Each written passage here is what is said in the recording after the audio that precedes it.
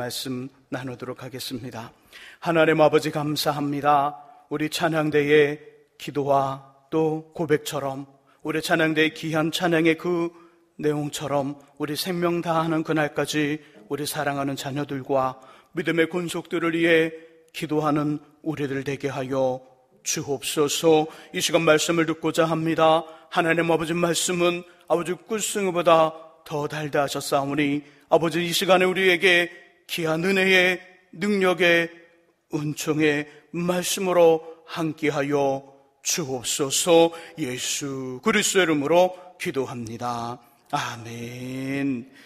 이 아침에도 하나님의 귀한 은혜와 은총이 우리 안에 가득하시기를 예수님의 이름으로 축원합니다. 우리 마음으로요, 앞뒤 옆에 계신 분들과 함께 가장 밝은 웃음으로 참자로 좋습니다, 큰 은혜 받으시기 바랍니다라고 인사하겠습니다. 참자로 좋습니다, 큰 은혜 받으시기 바랍니다. 참자로 좋습니다, 큰 은혜 받으시기 바랍니다. 이제 서로를 보시고 이쪽은 저쪽을, 저쪽은 이쪽을 손 흔들며 인사하겠습니다. 참자로 좋습니다, 큰 은혜 받으시기 바랍니다. 참자로 좋습니다, 큰 은혜 받으시기 바랍니다. 우리는 지금 예수님의 마음 품기 첫 번째 겸손이라는 주제로 말씀을 나누고 있습니다. 주님의 겸손과 어린 나이의 겸손을 전했지요. 하나님이셨던 예수님의 겸손은요, 비우고 낮추어 하나됨입니다. 하나님으로서 마땅히 받고 누려야 될 영광과 권리를 아버지의 말씀과 아버지의 뜻에 따라 비우고 낮추어 우리와 하나 된 사람이 되셨지요. 여기에 십자가의 죄인으로 죽으시며 모든 인류가 구원을 받으며 열매 맺기를 원하시는 성부 하나님의 꿈을 이루어 드렸습니다. 이 하나님은 그를 높여 모든 이름에 뛰어난 이름을 주시고요, 하늘에 있는 자들과 땅에 있는 자들과 땅 아래에 있는 자들로 모든 무릎을 예수의 이름에 꿇게 하십니다. 또 모든 입으로 예수를 주님이라 시인하여 성부 하나님께 영광을 돌리게 하셨지요. 지극히 높여 주신 것입니다.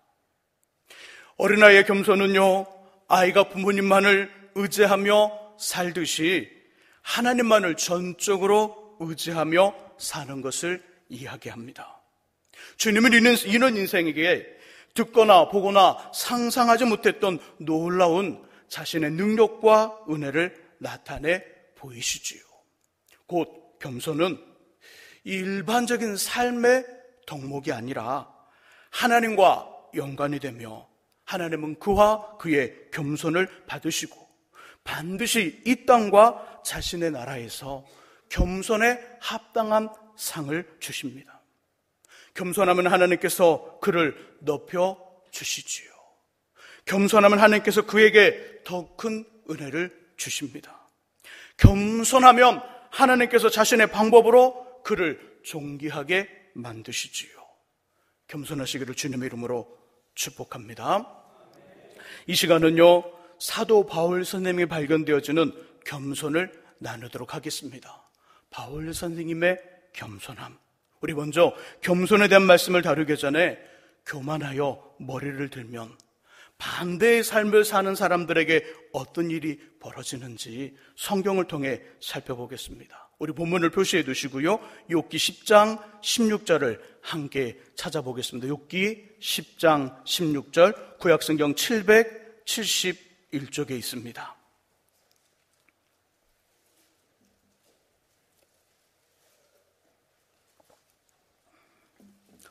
욥기 10장 16절, 성경을 찾으신 분들은 성경을 읽으시고요, 찾지 못하신 분들은 화면에 본문의 말씀이 기록되어 있습니다. 우리 같이 읽어봅니다.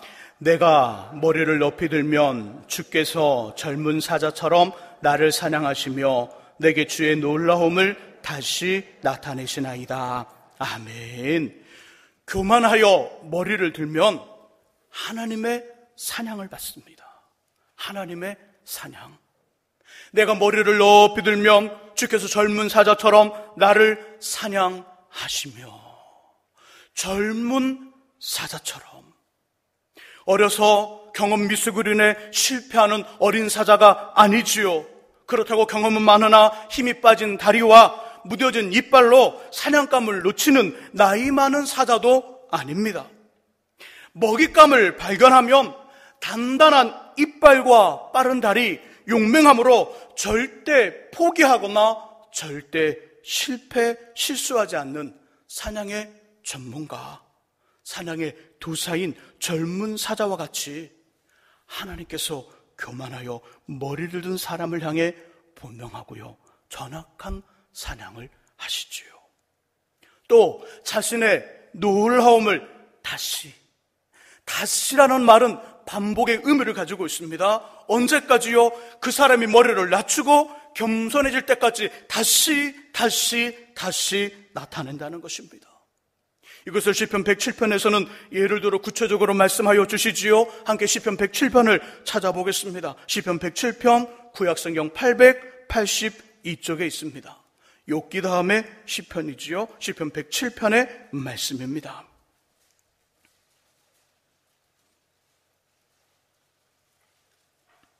시편 107편 12절의 말씀 우리 같이 읽어봅니다. 107편 12절의 말씀 같이 읽습니다. 그러므로 그가 고통을 주어 그들의 마음을 겸손하게 하셨으니 그들이 엎드러져도 돕는 자가 없었도다. 아멘. 교만하여 머리를 드는 사람을 향한 젊은 사자와 같은 하나님의 사냥하심과 행하시는 놀라움은 무엇일까요? 어떻게 하나님이 사람을 겸손하게 하실까요? 그 방법이 뭘까요? 그죠, 고통입니다. 고통을 준다는 이야기지요. 그러면 그가 하나님께서 고통을 주어 그들의 마음을 겸손하게 하셨으니, 고통을 주시되 우리의 삶의 현장, 인생의 현장, 우리가 제일 소중히 여기는 것, 우리가 제일 잘하는 것에 깜짝 놀랄 만한 고통과 어려움, 문제를 주시지요. 그래서 그 문제와 어려움, 고통 앞에 머리를 숙이고 마음을 겸손하게 하십니다. 107편의 내용이 그 내용이지요. 특별히 23절에서 32절을 보시면 그 예를 들어 어부들이 등장합니다. 어부들이 23절 이렇게 표현합니다. 배들을 바다에 띄우며 큰 물에서 일을 하는 자는 곧 물고기를 잡는 어부들이지요. 이 어부들이 28절을 보니까 하나님께 기도합니다. 단순한 기도가 아니라 부르짖어 간구하는 기도를 드리고 있습니다. 그리고 31절과 32절의 말씀 속에는 자신들이 경험한 하나님의 인자하심과 기적을 찬송하며 간증하고 있습니다. 바다에서 그물을 가지고 고기를 잡는 어부들이 간절히 부르짖어 기도하고요, 하나님의 인자하심과 기적을 간증하고 고백하는 삶을 살아가고 있습니다. 어떻게 이런 일이 생겼을까요? 25절, 26절, 27절이 그 답을 줍니다. 시편 107편 25절에서 27절을 함께 읽어보겠습니다. 25절에서 27절 같이 읽습니다. 여호와께서 명령하신즉 강풍이 일어나 바다 물결을 일으키는도다. 그들이 하늘로 솟구쳐 타가 깊은 곳으로 내려가나니 그 위험 때문에 그들이 영혼이 녹는도다. 그들이 이리저리 구르며 취한 자같이 비틀거리니 그들의 모든 지각이 혼돈 속에 빠지는도다. 아멘. 바다에 하나님의 명령하신 광풍이 붑니다. 광풍이 부는데 얼마나 대단했던지 그들이 탔던 배가 하늘 여기까지 올라갑니다. 하늘 여기까지 올라갔다가 떨어집니다. 떨어지는데 저 바닥까지 떨어지는 거지요. 바닥까지. 하늘 여기에서 바닥 여기까지 빈 공간을, 이 간격의 빈 공간을 배가 요동을 치며 반복하여 올라갔다 내려갔다 올라갔다 내려갔다 합니다. 어부들은 두려움과 무서움과 공포로 인하여 영혼이 녹았습니다. 이리저리 구르며 취한 자같이 비틀거리지요. 그들의 모든 지각이 혼돈에 빠졌습니다.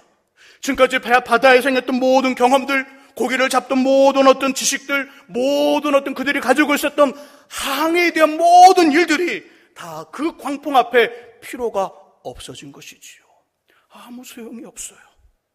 지금까지 배웠던 지식도, 경험했던 모든 경험도, 그들의 방법도, 배를 이끌고 가는 걷던 노하우도 하나님이 일으키신 강풍 앞에 아무런 소용이 없게 된 것이지요.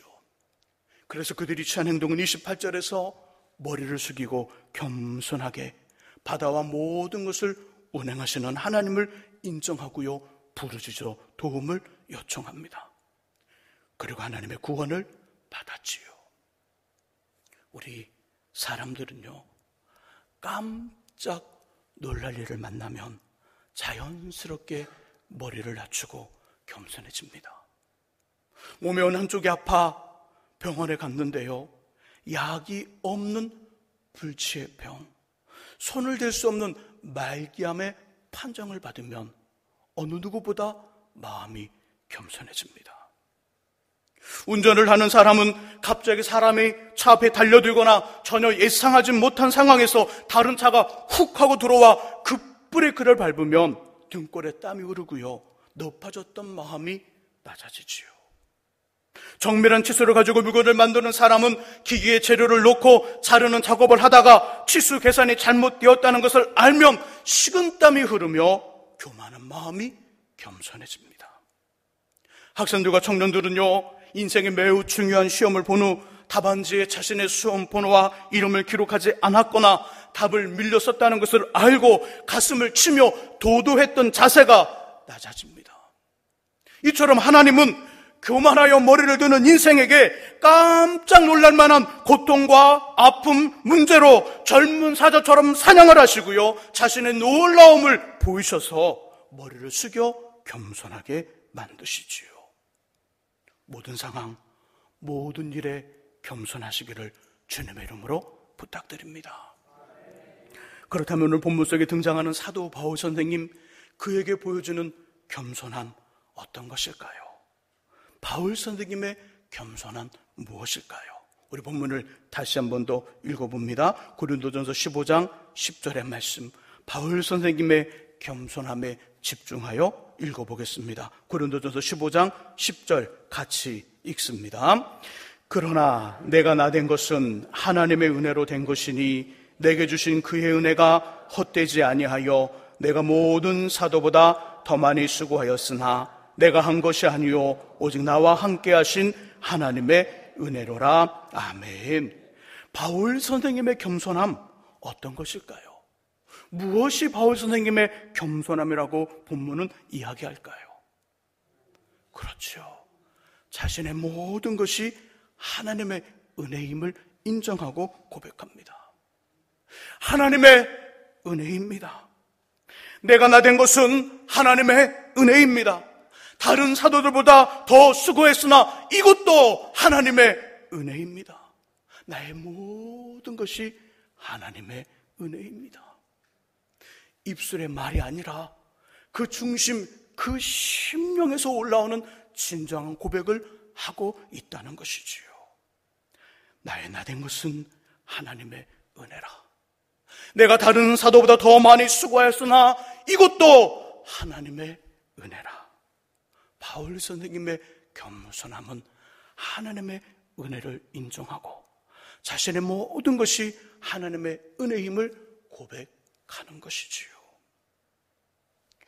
나를 지으신 이가 하나님, 나를 부르신 이가 하나님,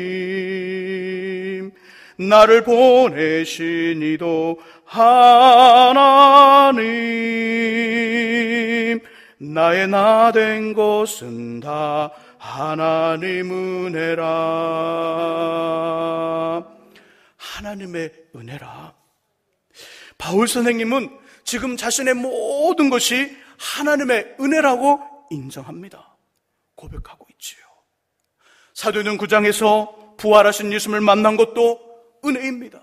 그는 말하죠. 내가 하나님이 나에게 사도행전 9장에서 나를 만나 주셨는데 이것도 하나님의 은혜입니다. 다시 사신 주님을 만난 후 새롭게 인생이 바뀌었습니다. 가치관이 바뀌었습니다. 생각이 바뀌었습니다. 삶이 바뀌었습니다. 이것도 은혜입니다. 그전엔 예수를 믿는다는 사람이 있으면 잡아 옥에 넣고요, 죽였습니다. 하지만 이제 예수가 우리의 구원자 메시아임을 전합니다. 예루살렘에서도 사마리아에서도 이방인의 땅에서도 때를 얻든지 못 얻든지 증거하고 있지요. 이제는 주님의 제자가 되어 수고를 넘치도록 합니다. 옥에 갇히기도 하고요, 매도 수없이 맞았습니다. 여러분, 죽음에 이르렀지요.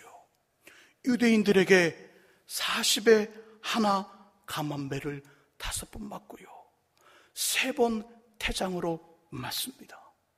한 번은 돌로 맞고요, 3번 파선을 하며 일주야를 깊은 바다에서 고생을 합니다. 잠을 자지 못하고요, 제대로 먹지 못하며 교회와 성도를 위한 염려와 그 근심의 마음으로 어느 누구도 따라올 수 없는 수고와 헌신 봉사를 합니다. 그런데 중요한 것은 이것이 주님 앞에서나 교회와 성도들 앞에서 자신의 업적, 자신의 의, 자신의 자랑이 아니라 하나님의 은혜라고 고백한다는 것이지요. 하나님의 은혜였습니다. 뿐만 아니라 바울 선생님은요, 태어나면서부터 로마 시민이었습니다. 유대 지역에서도 다른 이방 지역에서도 함부로 건드릴 수 없는 힘을 가진 사람이었죠.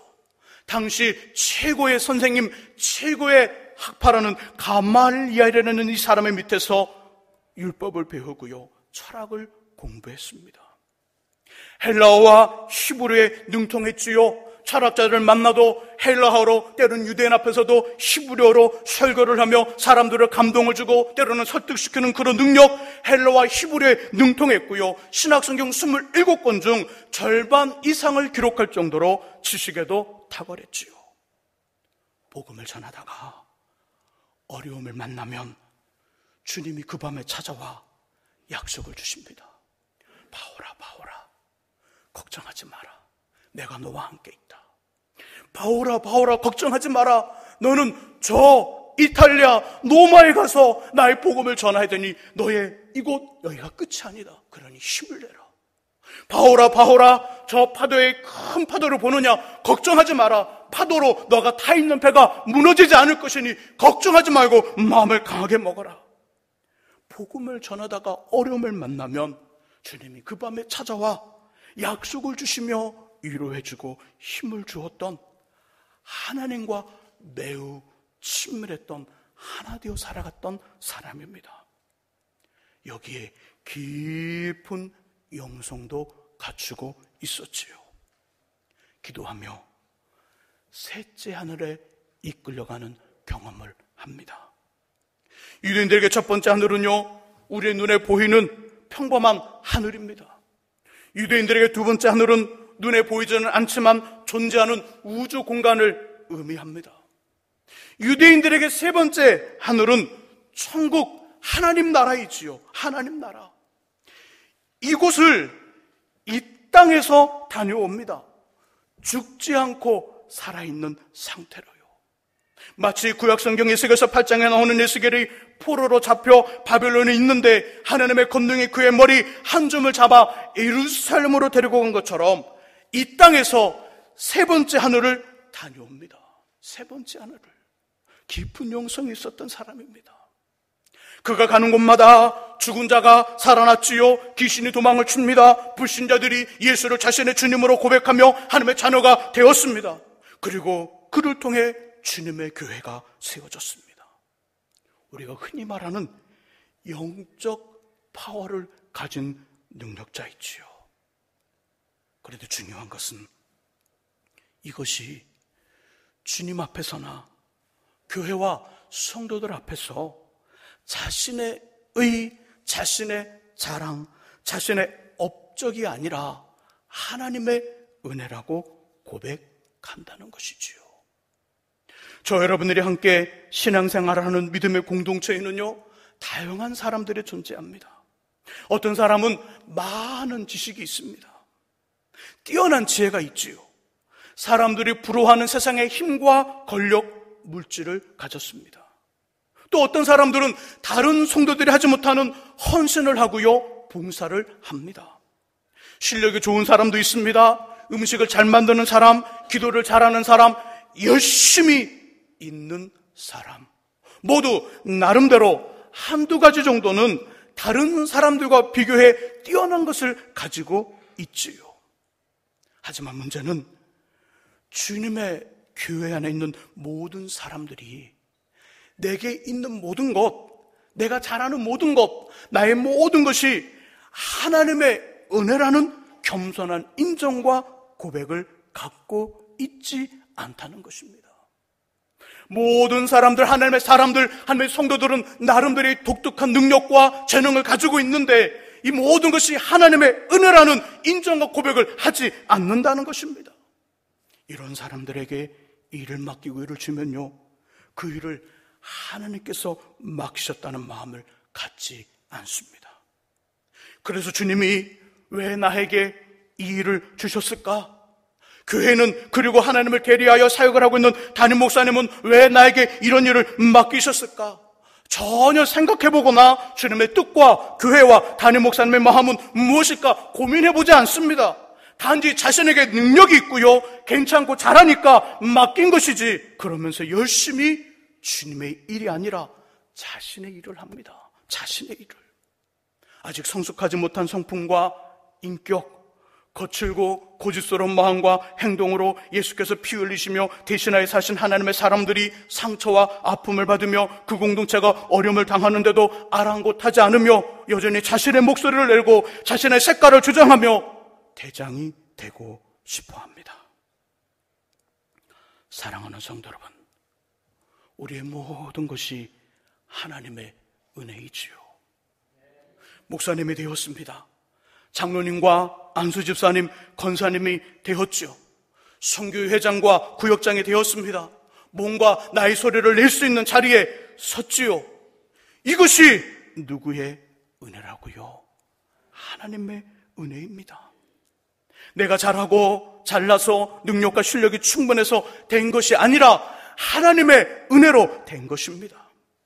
요즘 세상적으로 잘 나갑니다. 사업도 직장도 안정적이지요. 건강도 괜찮습니다. 인정도 받고요. 실력도 있습니다. 여기에 나름대로 학교 졸업장도 호감 가는 외모와 매너, 매력도 있습니다. 이 모든 것이 누구의 은혜라고요? 하나님의 은혜입니다. 맞습니다. 하나님의 은혜. 내가 노력해서, 내가 준비하고 수고해서, 내가 특출나고 뛰어나서 된 것이 아니라 하나님의 은혜이지요. 하나님의 은혜. 여러분들의 수고와 여러분들이 가지고 있는 것 인정하지 않겠다는 것이 아닙니다. 여러분의 수고한 것, 여러분의 재능 인정하지 않겠다는 것이 아니에요. 그것 정말로 소중하지요. 너무나 귀하고 감사하지요. 그러나 우리의 마음과 삶은요, 모든 것이 하나님의 은혜라고 인정하며 고백하면서 겸손히 머리를 숙이고요, 마음을 낮춰야 합니다. 그런 인정은 다른 사람들이 해주는 거예요. 정말 지혜롭습니다. 정말 일을 잘합니다. 정말 똑똑합니다. 정말 재능이 있습니다. 이건 내 스스로 그것을 자랑하는 것이 아니라 내 주변의 사람들이 인정해주고 주님이 인정해주는 겁니다. 우리는 어떻게 해야 될까요? 우리는 모든 것이 하나님의 은혜라는 고백으로 그 일들을 감당하는 것이지요. 그때 우리는 다른 사람들의 입장과 상황, 마음을 수용하고 받아들일 수 있으며 하나 되어 하늘 아버지의 뜻을 이룰 수 있습니다. 또한 하나님은 이런 인생을 받으시고요, 높여 존귀하게 만들어 주십니다. 모든 것이 하나님의 은혜라는 겸손한 고백과 마음, 삶이 우리 안에 있으시기를 예수님의 이름으로 축원합니다. 기도하겠습니다. 하나님 아버지, 모든 것이 하나님의 은혜입니다. 저의 똑똑함도, 우리의 또 하나님 아버지 능력 있고 실력 있고 우리의 삶, 우리의 모든 것도 하나님의 은혜입니다. 하나님 우리를 사용하시고 우리를 붙들어 사용하시기에 그 은혜로 살아가는 하나님의 사람들입니다. 결코 우리 앞에 주님 주신 귀한 은혜의 소중함을 마음에 품고 겸손히 주 앞에 머물며 함께 믿음의 기도를 걸어가는 하나 되어 멋진 하나님의 일을 이루는 우리 모두 되게 하여 주옵소서. 예수 그리스도의 이름으로 기도합니다. 아멘.